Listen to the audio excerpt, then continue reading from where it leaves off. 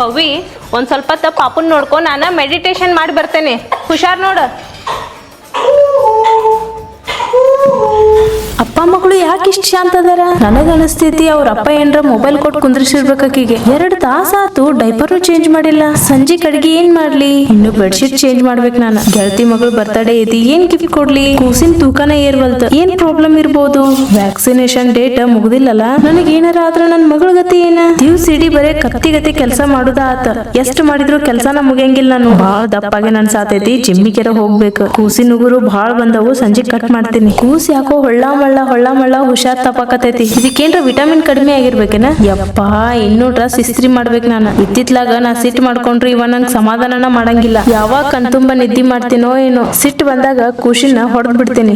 ಆಮೇಲೆ ಬಹಳ ಕೆಟ್ಟ ಅನಿಸ್ತೈತಿ. ಸಂಜಿಕ್ ಇನ್ನು ಹೋಗಿ ತರಕಾರಿ ತರ್ಬೇಕ, ಮತ್ತ ಹಾಲ್ನವಂಗ ರೊಕ್ಕನು ಕೊಡ್ಬೇಕ. ನನ್ ಯಾರು ಅರ್ಥನ ಮಾಡ್ಕೊಳಂಗಿಲ್ಲ. ಯಾಕೆ ಇಷ್ಟು ವಿಚಿತ್ರ ಆಗೇನ್? ನಾನು ನೋಡ್ದಾಗ ಒಂದ್ಸತಿ ಬರೀ ಫೋನ್ ಒಳಗೆ ಇರ್ತಾನ. ಫೋನ್ ಕಟ್ಕೋಬೇಕಿತ್ತಿವ. ಕರೆಂಟ್ ಸ್ವಿಚ್ ಆನ್ ಐತಿ. ಎಲ್ ಕೂಸು ಸಾಕೆಟ್ ಒಳಗ್ ಕೈ ಹಾಕಿತ್. ಮತ್ತ